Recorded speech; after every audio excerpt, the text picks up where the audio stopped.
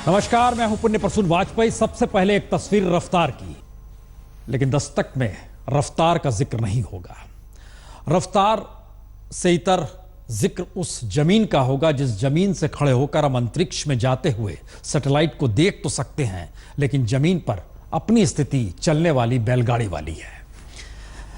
बैलगाड़ी शब्द हो सकता है आपको लगे मौजूदा वक्त में 21वीं सदी में खड़े होकर हम बैलगाड़ी शब्द का इस्तेमाल भारत के लिए क्यों कर रहे हैं। तो आइए उड़ान सहित शुरुआत करते हैं। 10, 9, 8, 7, 6, 5, 4, 3, 2, 1, 0।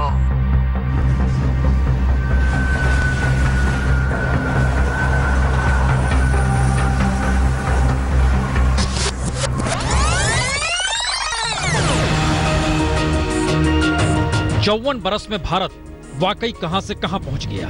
1963 में पहली बार इसरो को साइकिल के कैरियर में रॉकेट बांधकर नारियल के पेड़ों के बीच थुम्बा लॉन्चिंग स्टेशन पहुंचना पड़ा था, और आज दुनिया भर के 100 से ज्यादा सैटेलाइट को एक साथ लॉन्च करने की स्थिति में भारत के वैज्ञानिक आ चुके हैं।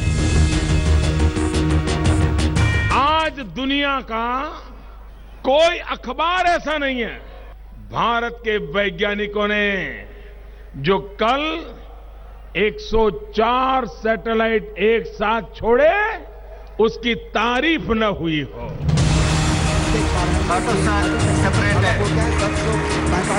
लेकिन अंतरिक्ष देखना छोड़ दें तो जमीन पर खड़ी साइकिल की स्थिति में कोई बदलाव आया नहीं है।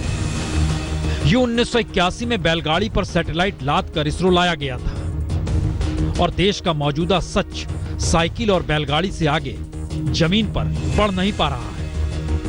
इसे जानने से पहले जरा राजनीतिक तौर पर सत्ता के लिए नेताओं के लालच को ही परख लें, जो किसान, मजदूर और गरीबी के राग से आगे निकल नहीं पाते हैं। पहली मीटिंग में ही किसानों की कर्ज माफी का निर्णय कराऊंगा। किसान भाई हैं तो उनकी सभी फसलों की भी बकाया पड़ी धनराशि का भी फिर बहुत जल्दी ही भुगतान करवाया जाएगा। रोजगार की कोई मुसीबत नहीं होगी, मुश्किल नहीं होगी, आपको महाराष्ट्र जाने की जरूरत नहीं पड़ेगी। इधर भी हम अनाज और सब्जी की मंडी बनाएंगे और दूध का उत्पादन भी बढ़ा रहे हैं। यानी 2017 में भी बात गरीबों की ही होगी, किसानों की ही होगी, मजदूरों की ही होगी, भूखों की ही होगी। यानी बैलगाड़ी पर सवार देश के 80% लोगों की रफ्तार साइकिल से तेज हो नहीं पा रही है। और इस सच को जानने के लिए यूपी चुनाव को नहीं बल्कि सत्ता संभाले सरकारों के सच को ही जान ले। तमिलनाडु की सरकार 2 रुपए के भोजन के वादे पर टिकी है। छत्तीसगढ़ की सरकार 2 रुपए चावल देने पर टिकी है। उड़ीसा की सरकार मुफ्त राशन देने पर टिकी है। और पंजाब, राजस्थान, मध्य प्रदेश, बंगाल की सरकारें 2 जून की रोटी मुफ्त जुगाड़ कराने पर ही टिकी है।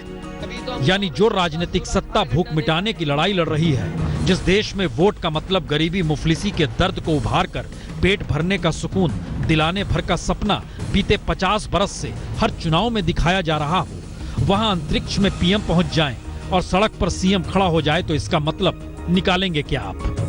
तो मैंने वैज्ञानिकों को फोन किया, मैंने कहा भाई कुछ सबूत बबूत रेडी रखना, पता नहीं कोई निकल पड़ेगा कि मोदी ने तो उत्तर प्रदेश में चुनाव चल रहा है इसलिए 104 सैटेलाइट छोड़े हैं, सबूत रेडी रखना। मैंने कहा ये सड़कें अगर बड़ी वाली बनाई हैं तो मैं समझता हूं ये देश को उदाहरण मिला है कि सड़कें ऐसी भी बनाई जा सकती हैं। यह संयोग हो सकता है कि 1963 में साइकिल पर रॉकेट लाया गया, तब नेहरू ने देश को साइकिल युग से बाहर निकालने का ख्वाब दिखाया था। और 2017 में साइकिल की लड़ाई देश के सबसे पुरानी पार्टी कांग्रेस भी यूपी में ही लड़ रही है। वैसे आप हिंदुस्तान के किसान का कर्जा माफ कीजिए। यानी चाहे अनचाहे जिक्र बैलगाड़ी पर सवार देश का ही हो रहा है। तो आइए जरा यह भी देख लें, सैटेलाइट की उड़ान से इतर भारतीय समाज अभी भी बैलगाड़ी पर सवार क्यों है। यकीनन बैलगाड़ी शब्द हो सकता है वाकई फिट ना बैठ रहा हो, तो लेकिन आइए जरा बैलगाड़ी पर सवार हिंदुस्तान की इस तस्वीर को देखें।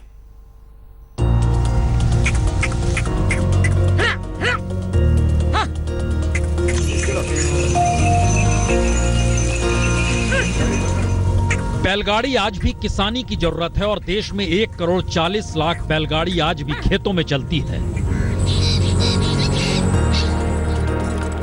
बाजार से खेत तक किसान सामान बैलगाड़ी से ही लाता है और लकड़ी की इस बैलगाड़ी की कीमत 10 से 14 हजार रुपए। लकड़ी के पहिए तो 10,000 और टायर के पहिए तो 12 से 14,000। और देश के किसानों की हालत इतनी जर्जर कि ट्रैक्टर खरीदने की स्थिति में देश के 88% किसान अब भी नहीं है। प्रतिदिन 600 रुपए ट्रैक्टर किराए पर देना पड़ेगा, जिसे लेने की स्थिति में किसान आज भी नहीं है। तो क्या वाकई देश बैलगाड़ी युग से आगे निकल नहीं पा रहा है? और 1981 में जब इसरो के वैज्ञानिक बैलगाड़ी पर सैटेलाइट लाद कर पहुंचे थे तो दुनिया भर में चाहे ये तस्वीर भारत की आर्थिक जर्जरता को बता रही थी, लेकिन अब वैज्ञानिकों की सफलता के आईने में क्या पीएम और क्या सीएम देश के भीतर झांके तो उन्हें सफल माना जा सकता है, क्योंकि बैलगाड़ी पर सवार हिंदुस्तान का सच तो यही है। 21 करोड़ किसान मजदूर की औसत आय 40 रुपए भी नहीं है। 12 करोड़ मनरेगा के मजदूरों को देश में 5 लाख तालाब खोदने का काम है। पढ़े लिखे रजिस्टर्ड बेरोजगारों की तादाद 18 करोड़ पार कर चुकी है। और जिस यूपी में सत्ता पाने के लिए पीएम सीएम एक दूसरे पर वार दर वार कर रहे हैं, उसके पीछे का खोखलापन है कितना खतरनाक, ये जानने से पहले जरा सत्ता पाने की इनकी सियासी धार को सुन लीजिए। और मैं ऐसा बेटा नहीं हूं कि माई बाप को छोड़ दूं। ये गोद लिया हुआ बेटा भी उत्तर प्रदेश माई बाप की चिंता करेगा, ये मैं आपको कहने आया हूं भाई। कांग्रेस पार्टी का भी हाथ हैंडल पे लग गया तो सोचो ये साइकिल की रफ्तार क्या होगी। उत्तर प्रदेश में समाजवादियों की एक बार फिर सरकार बनने जा रही है। यानी बिना लाग लपेट सिर्फ सत्ता चाहिए। तो आइए यूपी के हालात के आईने में देश को परखें, उससे पहले इस तस्वीर को भी देख लीजिए।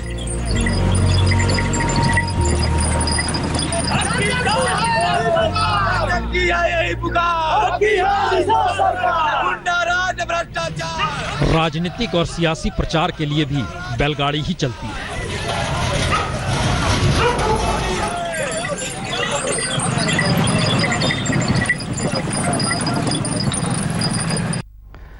यकीनन बैलगाड़ी से आगे देश क्यों नहीं जा पा रहा है, इसके लिए आपको जरा किसानों के हालातों को समझना होगा और किसानों को लेकर इस देश की सरकारों ने क्या किया। वो कोई भी हो सकता है, मौजूदा वक्त भी हो सकता है, उससे पहले की स्थिति में कांग्रेस सरकार भी हो सकती है, वाजपेयी सरकार भी हो सकती है, कोई भी हो सकता है। वो ये ना कहे कि अब मौजूदा सरकार, लेकिन स्थिति देखिए क्या है। पिछले साल जी बीमा करवाए, उसमें कुछ नहीं मिले माना। नरमे की फसल में कोई जमींदारों किसी ने कुछ नहीं मिला बीमा तक। हमने पिछली बार बीमा करवाया था जी, और लेकिन उसका कोई फायदा नहीं हुआ, क्योंकि हमें कोई एक पैसा भी नहीं दिया गया बीमा का। तो प्रधानमंत्री मोदी को यह सच सुनना चाहिए। यह सच हरियाणा के 1.5 लाख से ज्यादा किसानों का है, जिन्होंने इस बार फसल बीमा नहीं कराया। और किसान उसी फसल बीमा को फिजूल मान रहे हैं जिस फसल बीमा योजना को लेकर प्रधानमंत्री मोदी हर रैली में अपनी पीठ ठोकने से नहीं चकते। ये प्रधानमंत्री फसल बीमा योजना राजस्थान 50% से अधिक किसानों को लाभ दे रहा है।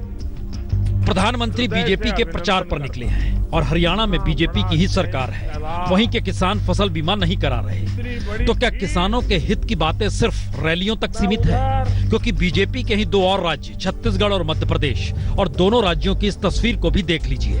एक छत्तीसगढ़ के दुर्ग की, दूसरी मध्य प्रदेश के श्योपुर की। और दोनों ही राज्य सरकारें खुद को किसानों के हितैषी मानने से हिचकती भी नहीं, लेकिन ऐसा कोई इंतजाम किसानों के लिए कर नहीं पाई कि फसल के पर्याप्त दाम भी मिल जाएं। नहीं मिले तो मजबूरन किसान अपनी सब्जियां मंडी ले जाने के बजाय सड़क पर कुछ यूं फेंक रहे हैं। मतलब तुड़ाई की मजदूरी नहीं निकले, लागत तो अलग बात है, मतलब मजदूरी भी नहीं निकल पा रही तुड़ाई की। तो जिस देश में किसान को उपज की कीमत न मिल पाती हो, जिस देश में अनाज भंडारण की व्यवस्था तक ना हो, जिस देश में कर्ज तले किसान खुदकुशी कर लेते हो, उस देश में किसानों को लेकर कैसे ये बातें अच्छी लग सकती हैं? बड़ों को नाराज करने से मैं डरता नहीं हूं भाइयों, क्योंकि मुझे गरीब के लिए जीना है, गरीब के लिए जूझना है। मुझे तो उस लाइन में सिर्फ किसान दिखाई दिया, मजदूर दिखाई दिया, बेरोजगार युवा दिखाई दिया। इतने कम समय में सड़कें बनाई जा सकती हैं और यही रास्ता है खुशहाली का, क्योंकि अभी किसानों के लिए बहुत काम करना है। हो सकता है चुनाव का मौका है सुनने में अच्छा लगे और ये जानने पर कहीं और अच्छा लगे कि इस बरस किसान रिकॉर्ड उत्पादन कर सकता है, तकरीबन 279 मिलियन टन। जी, सड़क पर बिखरे किसानों की उपज को देखकर अब यह सोचना शुरू कीजिए कि देश में औसतन हर बरस 259 मिलियन टन अनाज पैदा होता ही है, लेकिन सरकार के पास 40 मिलियन टन भी भंडारण की व्यवस्था नहीं है। इसीलिए 44,000 करोड़ रुपए का अनाज हर बरस बर्बाद हो जाता है। और एफसीआई की ही माने तो बीते 10 बरस में 2 लाख मीट्रिक टन अनाज बर्बाद हो चुका है। तो क्या पीएम, सीएम और क्या नेताओं के वादे इसका मतलब है क्या? सिर्फ सत्ता के लिए रैलियों में किसानों का राग जपना है? और सत्ता के लिए किसानों को भाषणों में जिस तरह प्यादा बनाया जाता है वह हिंदुस्तान की सबसे बड़ी त्रासदी इसलिए क्योंकि अभी भी देश में हर 3 घंटे में एक किसान खुदकुशी कर रहा है। सत्येंद्र चौहान के साथ आज तक ब्यूरो। जो आखिरी रिपोर्ट सरकार के जरिए ही जारी की गई उसमें बताया गया हर 3 घंटे में एक किसान की खुदकुशी, और खुदकुशी की ज्यादा वजह कर्ज के लिए ज्यादा मुसीबत वाली स्थिति सरकारी संस्थान ही, साहूकार नहीं, सरकारी संस्थान। लेकिन मुश्किल इतनी बार नहीं है। मुश्किल तो यह है कि जब आप इस देश में एक पत्थर उठाएंगे तो उसके नीचे जो काई जमी हुई है वो आपके दामन को भी पाक साफ रहने नहीं देगी। जरा इस रिपोर्ट को देखिए। यह देश की ऐसी तस्वीर है जो डराती है, क्योंकि हर सेकंड, हर मिनट, हर घंटे, हर दिन ये तमाम मामले देश के किसी न किसी हिस्से में घटते ही हैं। मामला थाने में पहुंचता ही है और उसके बाद होता कुछ नहीं, फिर अगले मिनट, अगले सेकंड का इंतजार। तो 3 सवाल हर जहन में उठ सकते हैं। क्या इस देश में कानून व्यवस्था कमजोर है? क्या राजनीतिक सत्ता ही अपराधी है? क्या अपराधियों के लिए कानून व्यवस्था बेहद कमजोर है? और तीनों सवालों के आईने में देश के हालात को समझें उससे पहले प्रधानमंत्री के भाषण का यह हिस्सा सुन लीजिए जो यूपी को लेकर दिया गया। सबसे ज्यादा देश में अगर हत्याएं कहीं होती है तो प्रदेश का नाम है उत्तर प्रदेश। प्रधानमंत्री ने गलत नहीं कहा, सही कहा, लेकिन यह समझना जरूरी है कि प्रधानमंत्री को यूपी का ना तो सीएम बनना है, लेकिन बीजेपी के राज में हालात सुधर जाएंगे तो फिर एनसीआरबी के आंकड़ों पर ही गौर कीजिए। 2015 में देश में सबसे ज्यादा बलात्कार मध्य प्रदेश में हुए, उसके बाद राजस्थान और फिर उत्तर प्रदेश। यानी बलात्कार के मामले में टॉप 2 राज्य बीजेपी शासित ही हैं। वैसे हत्या के मामले में यूपी नंबर 1 जरूर है, लेकिन लूट के मामले में महाराष्ट्र नंबर 1 पर। तो प्रधानमंत्री के लिए तो सवाल देश भर का होना चाहिए। और फिर भी अपनी पार्टी से मोह है तो बीजेपी शासित राज्यों की हालत सुधारने के आदेश तो उन्हें दे ही देने चाहिए। लेकिन देश की मुश्किल ये नहीं है कि अपराध, करप्शन, कमोवेश हर राज्य में है और पार्टियों के लिहाज से कोई ये कह दे कि वो सत्ता में आएगा तो हालात सुधर जाएंगे। तो यूपी में दलित उत्पीड़न के मामलों को ही परख ले। जब मायावती का राज था उन 5 बरस में 35,000, और जब अखिलेश का दौर रहा यानी बीते 5 बरस में 38,000 दलित उत्पीड़न के मामले दर्ज हुए। तो कौन नंबर 1, कौन नंबर 2? और ऐसे में अगर करप्शन का जिक्र होगा तो महाराष्ट्र नंबर 1 पर, उड़ीसा नंबर 2 पर, मध्य प्रदेश तीसरे नंबर पर। यानी गरीबी से लेकर बलात्कार और भ्रष्टाचार से लेकर दलित उत्पीड़न तो देश के हर हिस्से में है। लेकिन क्या किसी राज्य को इन मुद्दों के आधार पर कटघरे में खड़ा कर खुद की कमीज कोई साफ बता सकता है?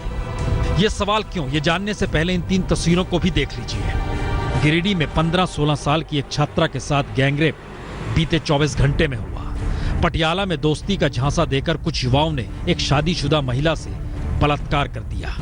और शामली में तो एक मौलवी ही वहशी हो गया जिसने कई बच्चों को अपना शिकार बनाया। अम्मी मुझे कुछ ना पूछे, मुझे लकोल है, मुझे बचा ले, अपना मुझे मौलवी के साथ भेज दिए। और इन सब के बीच 36 घंटे पहले ही दिल्ली के रोहनी में डबल मर्डर से पूरा इलाका सहम उठा, क्योंकि यहाँ एक पार्क में आशु और अंकुश नाम के 2 युवाओं की चाकू घोंपकर हत्या कर दी गई। दिल्ली में यह हाल, अलग अलग राज्यों में यह हाल, और उसके बाद कोई यह कहे, कौन पीएम, कौन सीएम, कौन गृह मंत्री, कौन सा मंत्री इस बात का दावा करे कि यहां पर ज्यादा दाग है, वहां पर कम दाग है? स्थिति बिगड़ी हुई है। लेकिन इन सब के बीच आइए जरा समझ लेते हैं इस बात का जिक्र क्यों नहीं होता है कि दरअसल सब कुछ तो इस देश में निजी हाथों में बेचा जा चुका है, न्यूनतम जरूरत तक। जरा इस रिपोर्ट को देखिए। जो सत्ता में है, जिन्हें सत्ता चाहिए, दोनों के अपने अपने दावे हो सकते हैं, लेकिन कल्पना कीजिए, देश में शिक्षा बेची जा चुकी है, इलाज पैसे वालों के लिए हो चुका है, घर बनाना बेचना सबसे बड़ा धंधा है। और अब प्रधानमंत्री अपने भाषणों में जो कहें या राहुल गांधी जो भी कहें, गरीबी को मैंने जिया है। एक गरीब की जिंदगी कितनी कठिन होती है वो डगर डगर पर अनुभव करके मैं आया हूं। नोटबंदी का लक्ष्य है कि गरीबों का पैसा ज्यादा से ज्यादा समय बैंक में रहे। लेकिन इन भाषणों से इतर सच तो यही है कि सरकार का बजट स्कूलों को लेकर 46,356 करोड़ का है और निजी स्कूलों का धंधा देश में 6,70,000 करोड़ का है। यानी देश को कितने सरकारी स्कूल चाहिए या कहें शिक्षा में कितना जबरदस्त अंतर है। और उसके बाद भी बात गरीबों की होती है। इसी तर्ज पर इलाज देना तो सरकार का पहला काम होना चाहिए, लेकिन सच यह है कि हेल्थ पर सरकार का बजट 48,878 करोड़ रुपए का है और हेल्थ इंडस्ट्री करीब 6.5 लाख करोड़ पार कर चुकी है। यानी स्वास्थ्य दे पाने में सरकार टिकती कहां है या कहें आम जनता को कैसे कोई खास इलाज भी मिले, उसके बीच की दूरी इतनी कि उसे पाटेगा कौन, ये कोई नहीं जानता। और अब जब प्रधानमंत्री मोदी हर किसी को घर देने का जिक्र कर चुके हैं और 2022 तक का टारगेट भी ले चुके हैं, तो यह भी समझ ले, घर के लिए सरकार का सालाना बजट इस बरस 23,000 करोड़ का है। वही मकान बनाने वालों का धंधा 6,30,000 करोड़ पार कर चुका है। और कमोवेश देश की हालत यही कि हर न्यूनतम जरूरत को ही मुनाफे के धंधे में बदलकर कमाई का रास्ता बनाया जा चुका है। तो ऐसे में कौन सी नीति कैसे काम करेगी? और जब भाषणों में जिक्र गरीबों का होता है, तो फिर गरीबी मुख्यधारा में आते हुए कैसे सब कुछ सुविधा से पालेंगे? शायद बेहद मुश्किल ये बात कहनी है, लेकिन ये चुनाव है तो लोकतंत्र का नारा लगाइए।